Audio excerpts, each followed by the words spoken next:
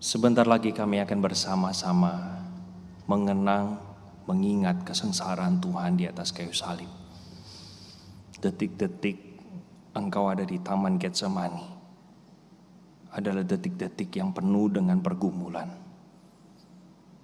Pagi hari ini, pada saat ini ketika kami bersama-sama akan merenungkan kisah bagaimana Yesus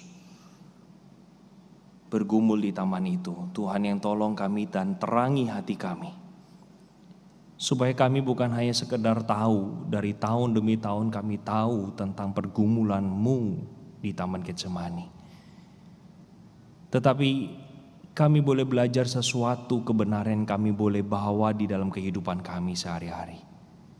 Pakailah hamba-Mu di dalam segala keterbatasan, kelemahan, ketidakberdayaan dia untuk memahami dalamnya kebenaran firman Tuhan. Tuhan yang boleh urapi dia, supaya berita firman yang diberitakan, Roh Kudus bekerja di tengah-tengah hati orang-orang percaya, sehingga menerjemahkan firman ini di dalam kehidupan mereka masing-masing dan mereka bisa menerapkannya dan membawanya di dalam keseharian mereka. Sekali lagi Tuhan, berkatilah setiap kami.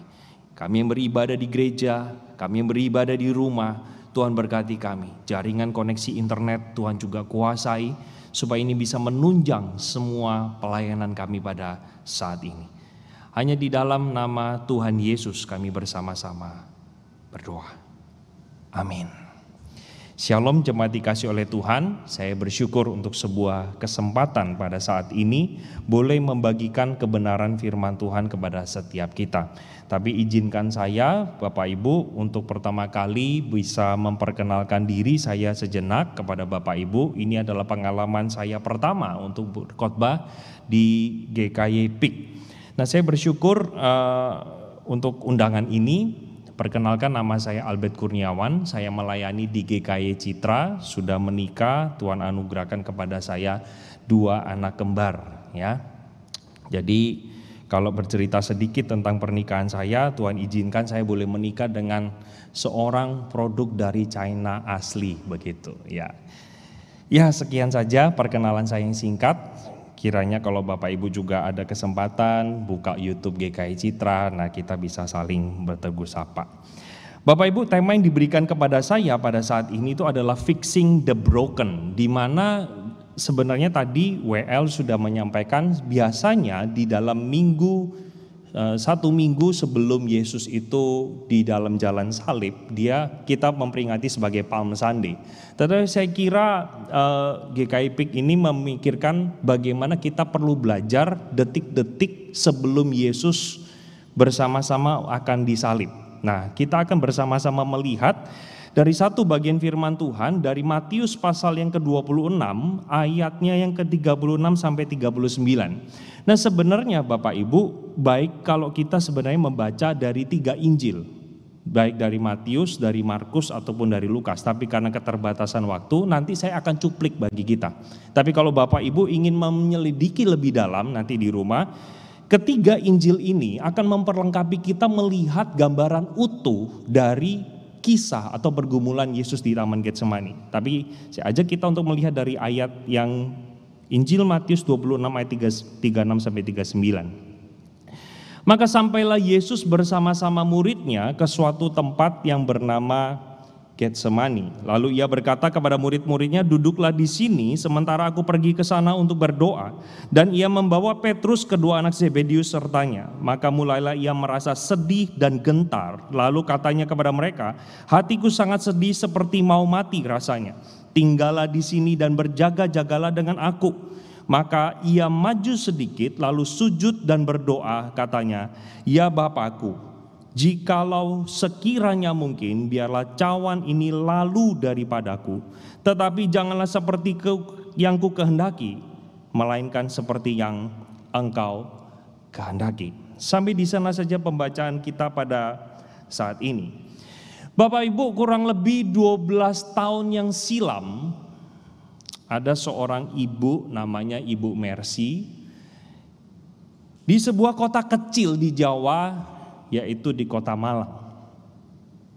Satu kali Sebuah koran di Kota Malang itu dihiasi oleh sebuah headline news yang sangat menghebohkan. Dikisahkan di sana Ibu Mercy membawa keempat anaknya. Nah, ini anak-anaknya, foto-fotonya. Ada yang usia 9, ada yang usia 16 bulan, ada yang usianya 11 tahun, ada yang usianya 6 tahun. Keempat anak ini dibawa untuk duduk jejer di ranjang mamanya. Dan sang ibu ini berpesan kepada empat anaknya, "Nak, tunggu di sini ya. Mama mau ke dapur, buatkan minuman buat kalian." Sang ibu itu pergi ke dapur dan kembali ke kamar tersebut membawa segelas minuman. Minuman itu diberikan dari yang sulung sampai yang 16 bulan, satu demi satu. Dan sesudah keempat anak ini minum, langsung tergeletak di ranjang. Bapak Ibu, anaknya dikasih minum apa? Potas, racun tikus. Dan terakhir sisa dari minuman itu, sang ibu meneguknya. Hari itu Bapak Ibu, sebuah kejadian yang menghebohkan ini. Satu keluarga meninggal semua. Polisi mulai menginvestigasi apa yang sedang terjadi, apa yang menjadi motif dibalik bunuh dirinya, dan bagaimana mungkin seorang ibu itu membunuh keempat anaknya. Rupanya polisi mulai menduga-duga, motif dibalik kejadian yang merenggut 5 orang ini adalah sang ibu begitu stresnya, begitu tertekannya karena situasi kondisi ekonomi dia yang sulit.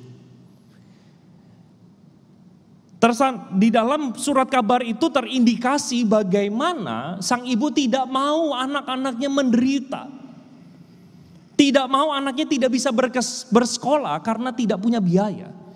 Zaman itu bukan zaman Covid ya Bapak Ibu ya. Tetapi sang ibu tidak berpikir panjang untuk bisa mempertahankan bagaimana menopang kehidupan keempat anaknya ini. Udah lebih baik jalan pintasnya adalah bunuh diri. Bapak Ibu, seringkali orang-orang yang diliputi dengan pergumulan, kesedihan, kekecewaan, putus harapan, melihat bahwa hidup ini solusinya itu kalau tidak bisa mengatasi itu semua, ya dengan cara bunuh diri.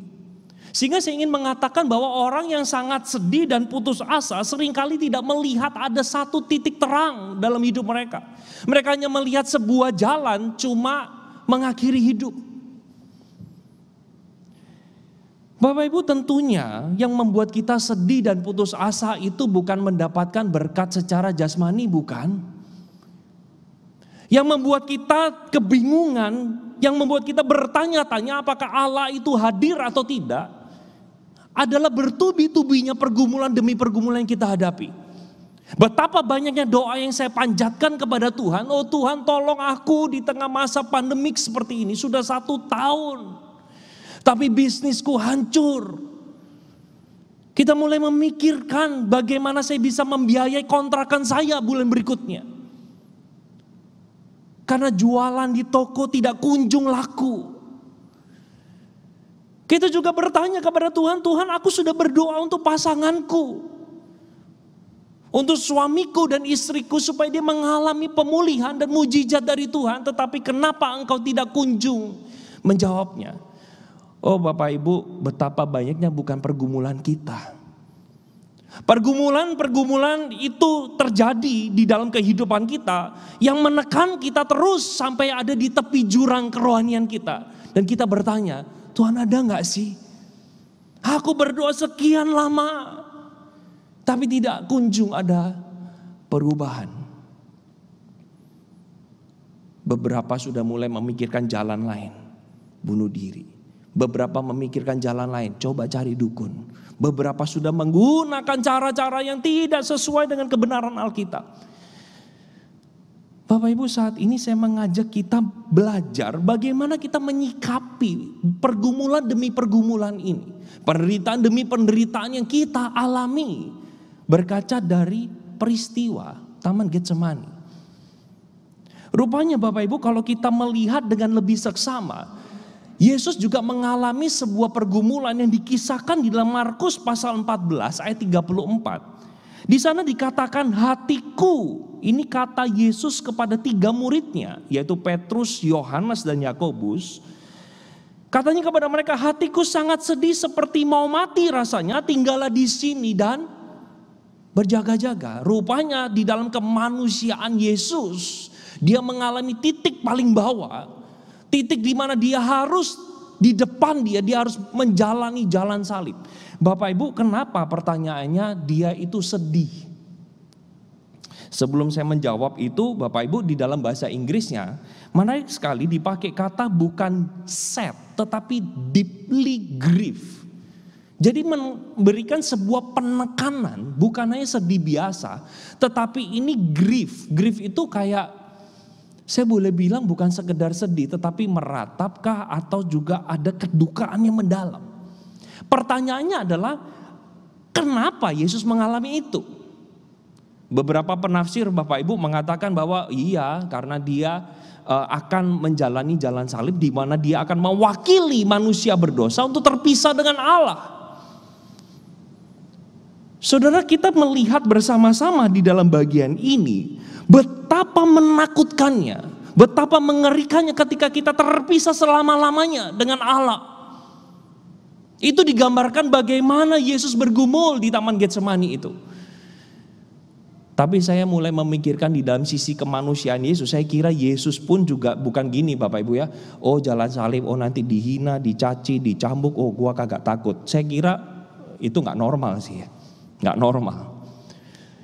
Saya melihatnya kenapa dia sedih, kenapa dia juga takut, kenapa dia juga gentar. Karena dia melihat 2 sisi, dia akan mengalami keterpisahan dengan Allah Bapa yang selama ini melekat, yang kita kenal di dalam Tritunggalnya itu.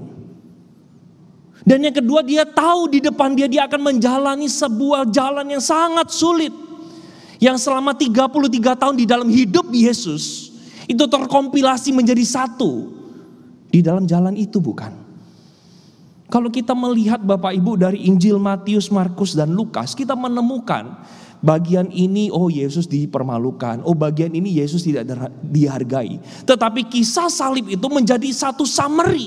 Seluruh penderitaan itu ada di sana. Dipermalukan, ditinggalkan, dikhianati, dihina, dicaci, direndahkan. Seluruh itu ada di sana. Bapak Ibu, saya bersyukur sekali kekristenan kita memiliki Tuhan yang merengkuh penderitaan itu, bukan melenyapkan. Sehingga Bapak Ibu, apapun yang kita alami, pergumulan apapun, saya katakan apapun, betapa kita putus harapan, betapa kita merasa kecewa, betapa kita merasa dihianati, disakiti, kita harus mengarahkan mata kita kepada salib itu. Karena di sanalah Kristus mewakili saudara dan saya di dalam segala pergumulan yang kita hadapi. Bapak Ibu, pada waktu dia di Taman Getsemani itu, dia berharap 3 muridnya itu bersama-sama dengan dia. Yang terjadi, betul, mata lebih berat daripada hati yang mau menolong. Tertidur, pulas. 3 kali dipanggilnya, 3 kali pula para murid merespon dengan hal yang sama, tertidur. Di tengah Yesus berdoa, kalau boleh cawan ini lalu daripadaku, bukanlah kehendakku yang jadi, tapi adalah kehendakmu. Bapak Ibu, kalau membaca di dalam kitab Markus, kita akan menemukan bahwa Yesus berdoa itu bukan sekali, 3 kali dengan doa yang sama. Injil Lukas menarik sekali memberikan sebuah petunjuk kepada kita Bapak Ibu, bahwa di dalam Lukas 22 ayat 43, sesudah Yesus berdoa seperti itu, bukan tidak ada pertolongan. Tetapi Alkitab mengatakan maka seorang malaikat dari langit itu menampakkan diri kepadanya untuk memberikan kekuatan, untuk memberikan penghiburan. Bapak Ibu, saya percaya di tengah pergumulan setiap orang-orang percaya, kita berdoa menghadap pada Tuhan. Seringkali menyimpan sebuah misteri, Tuhan kenapa sih kok begini, kenapa sih kok begitu, kenapa kok gak begini, kenapa kok gak begitu. Kita menyimpan pertanyaan-pertanyaan begitu banyak. Tapi Bapak Ibu, saya yakin dan percaya kepada Allah yang hidup kita berdoa kepadanya. Bukan dia itu tidak punya telinga untuk mendengar doa kita. Tapi seringkali saya tekankan, kita ingin respon yang Tuhan berikan itu seperti yang saya mau, bukan seperti yang Tuhan mau.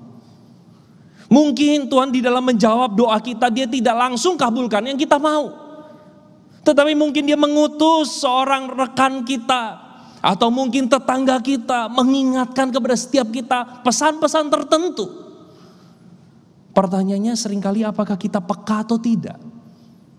Saya mengajak kita bersama-sama Bapak Ibu, coba selami apa yang Yesus alami pada waktu itu. Di tengah pergumulan dia katakan, sekiranya mungkin cawan ini lalu daripadaku, tapi bukan kehendakku, tetapi kehendak Tuhan, kehendak Bapa saja yang terjadi. Berarti kalau kita melihat dari isi doa Yesus, harapan dia apa?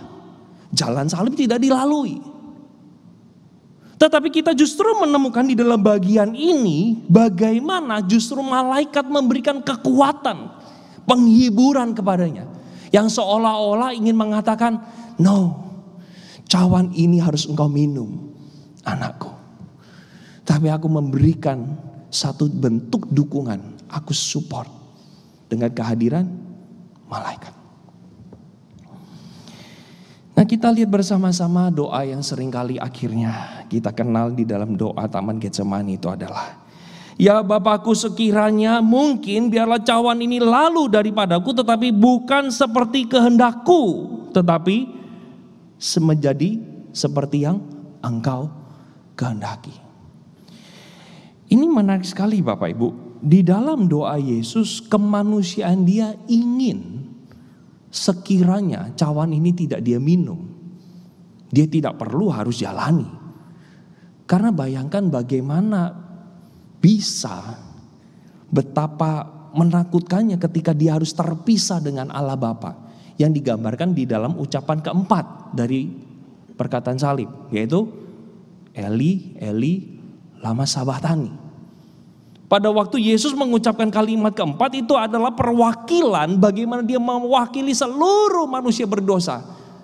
Dan itulah keterpisahan yang kita lihat cuma di dalam kalimat keempat. Tetapi teriakan itu adalah kali pertama dan kali terakhir Yesus memanggil Bapa dengan sebutan Allahku. Bapak Ibu kalau melihat ya dalam 7 perkataan salib, ini sedikit intermezzo saja. Kalimat awal dibuka dengan Bapa, ampunilah mereka. Ditutup dengan kalimat, Bapa, ke dalam tanganmu kuserahkan nyawaku. Pada waktu para murid datang kepada Yesus, ajarkanlah kami berdoa. Dia bukan mengajarkan Tuhanku di surga, tetapi Bapakku di surga. Bapa kami yang ada di dalam surga. Tidak pernah dicatat di dalam Alkitab, Yesus memanggil Bapa dengan sebutan Allah atau Tuhan. Tidak pernah. Hanya satu-satunya bagian pada waktu dia di atas kayu salib mengatakan Eli, Eli lama sabachthani. Di saat itulah dia mewakili perasaan, mewakili status, mewakili keberdosaan seluruh umat di muka bumi. Dan itulah kengerian yang dia harus jalani. Bapak Ibu, makanya di dalam ketuhanan dia tahu dia akan mengalami itu. Kemanusiaan dia berseru kepada Bapa, kalau boleh aku dilepaskan dari ini semua. Tapi menarik Bapak Ibu, rupanya Bapa tidak mengabulkan bukan apa yang Yesus minta. Saya mengajak kita belajar dari bagian ini apa? Seringkali Bapak Ibu terkadang masalah terjadi dalam kehidupan kita itu tidak diangkat begitu saja. Tetapi bisa jadi penderitaan atau pergumulan yang kita hadapi adalah penggenapan kehendak Tuhan dalam hidup kita.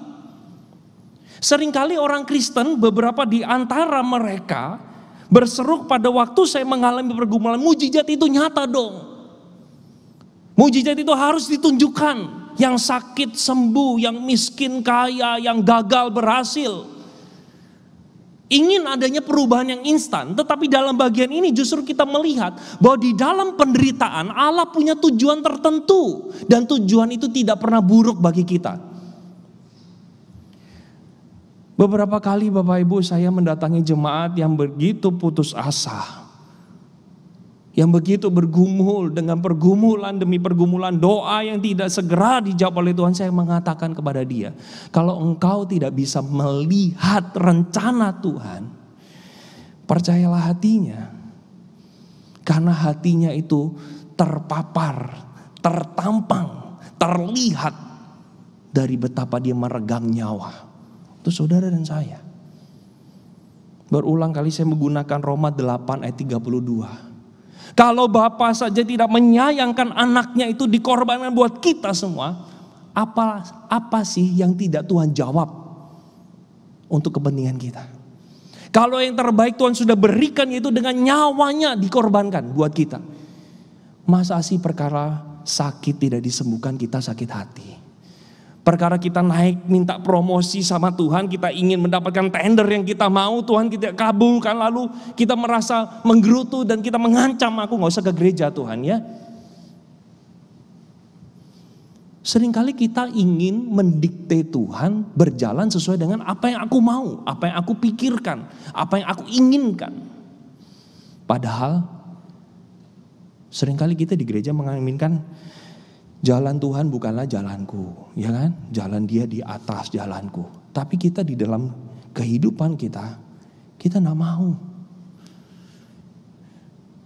Sakit itu diangkat, penderitaan itu dicabut, pergumulan itu disingkirkan. Tidak Bapak Ibu. Teks pada saat ini menunjukkan kepada kita, ada kalanya kita harus menjalani pergumulan tersebut. Dan itu adalah penggenapan rencana Allah. Di dalam kita menggenapi rencana Allah, di dalam kita menjalani penderitaan pergumulan, seringkali kita gak kuat. Itu sebabnya Bapak Ibu, bukan malaikat yang diutus kepada kita. Siapa yang diutus? Roh Kudus diam di dalam hati orang percaya. Sedikit intermezzo Bapak Ibu. Beberapa anak pemuda saya itu pernah bilang begini. Wah, kalau saya di zaman Tuhan Yesus, saya mah pasti percaya Yesus. Bayangin, yang buta melihat, yang tuli mendengar, yang lumpuh berjalan, yang mati bangkit, yang kerasukan diusir. Wah, saya mah kalau anak muda zaman itu pasti percaya. Saya katakan apa? Belum tentu loh. Belum tentu. Orang-orang intelektual zaman itu, yaitu ahli Taurat dan orang Farisi, menolak tentang ketuhanan Yesus. Makanya ada kisah salib. Nah, seringkali kita itu ingin mendekati Tuhan sesuai dengan apa yang saya mau. Tapi kita tidak memberikan satu ruang untuk Allah bekerja di tengah pergumulan, di tengah penderitaan yang kita alami. Kisah Getsemani ini boleh membingkai kehidupan kita, bahwa Tuhan itu memakai penderitaan untuk mengingatkan kepada saudara dan saya betapa pentingnya kita bersama dengan Roh Kudus itu. Kembali ke tadi anak muda ya. Oh, kalau saya hidup di dalam zaman Tuhan Yesus mah pasti enak. Belum tentu saya katakan. Kita yang hidup zaman sekarang pingin balik ke perjanjian baru. Tapi mereka yang perjanjian baru kalau tahu hidup kita sekarang kebingungan Bapak Ibu. Kebingungan mereka yang pertama, bagaimana mungkin Allah itu hadir dalam hati? Gak mungkin di benak mereka. Apalagi orang PL Bapak Ibu ya. Datang sama Tuhan itu harus bawa korban. Bagaimana mungkin Allah itu hadir tinggal di dalam hati? Dan kebingungan mereka yang kedua adalah, bagaimana mungkin kamu punya akses setiap saat, kapanpun dan dimanapun, bisa membaca firman Allah? Ya ampun, kami kalau mau menunggu Allah berbicara, kami harus tunggu. Kalau awan Shekinah itu tidak turun, kami tidak mendapatkan sabda Allah. Hari ini engkau bisa membacanya. Maka Bapak Ibu, penghiburan yang sejati bukan datang dari manusia. Dan saya bersyukur Allah Roh Kudus diberikan di dalam hati setiap kita yang menghibur dan menguatkan kita bahwa Allah tidak pernah meninggalkan saudara dan saya apapun kesulitannya dan seberapapun parahnya dosa kita. Sehingga penghiburan yang sejati itu selalu datang dari Allah Roh Kudus.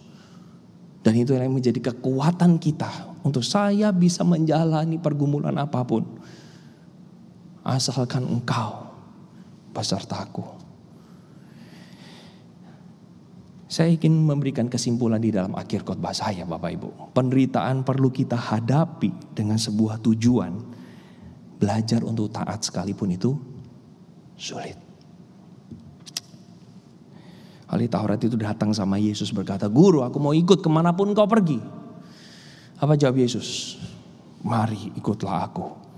Karena yang buta melihat, yang miskin jadi kaya, yang ekor jadi kepala, yang rugi akan dikembalikan." Apakah begitu jawab Yesus? Tidak Bapak Ibu. Betapa mengejutkannya Yesus mengatakan serigala punya liang, burung punya sangkar, tapi anak manusia tidak punya tempat untuk meletakkan kepalanya. Bapak Ibu, saya tidak setuju dengan namanya teologi kemakmuran. Tidak.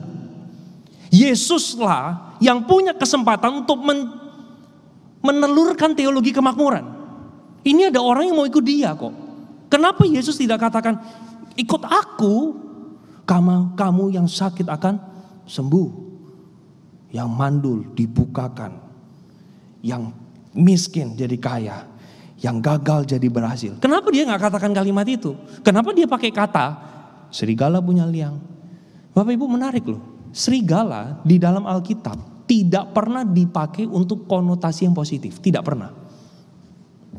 Tetapi Yesus katakan, ini loh binatang yang seringkali aku pakai sebagai analogi yang buruk. Dia punya tempat. Burung punya sangkar atau sarang. Kenapa Yesus menggunakan analogi burung? Karena Bapak Ibu, burung itu adalah binatang yang sebenarnya dipersembahkan oleh orang miskin. Kalau kamu miskin, bawalah burung untuk dikorbankan. Burung itu apa? Pigeon. Pigeon itu apa? Merpati. Dan belinya murah. 2 ekor seduit. Nah seduit saya nggak tahu berapa besar ya. Tapi kalau 2 duit dapat berapa? Bukan 4, dapat 5. Itu kalau milenial zaman sekarang itu senang tuh kayak gitu promo-promo ya. Zaman itu juga sudah ada promo ternyata. Nah binatang yang dianggap tidak berharga, Yesus katakan dia punya sangkar, dia punya sarang. Tapi aku tidak punya tempat untuk membaringkan kepala. Artinya mengikut Yesus itu menyangkal diri dan pikul salib. Dan saya harus katakan, bisa jadi lewat penderitaan itu kita belajar untuk taat, sekalipun sulit. Dan kedua dan yang terakhir adalah kita belajar memiliki sebuah iman yang melampaui apa yang saya lihat dan apa yang saya alami. Bapak Ibu, peganglah janji Tuhan. Bahwa Tuhan berjanji tidak pernah kasih batu kepada yang minta roti. Dia tidak pernah kasih ular kepada yang minta ikan. Tidak pernah. Cuma seringkali definisi kita batu dan ular atau batu dan roti itu salah. Kita menganggap batu itu yang gak enak buat saya. Apa? Dipecat, mengalami kecelakaan, kaki harus diamputasi, pisah dari pasangan, diputus pacar. Bagi kita itu adalah batu. Yang kita anggap roti apa? Naik jabatan, dapat uang, menang tender. Kita pundi-pundinya makin banyak, bisa beli rumah dengan harga murah. Bagi kita itu adalah roti. Saya harus katakan enggak. Batu dan roti bukan berdasarkan enak apa enggak buat saya. Tetapi batu dan roti kita harus lihat dari kacamata Allah.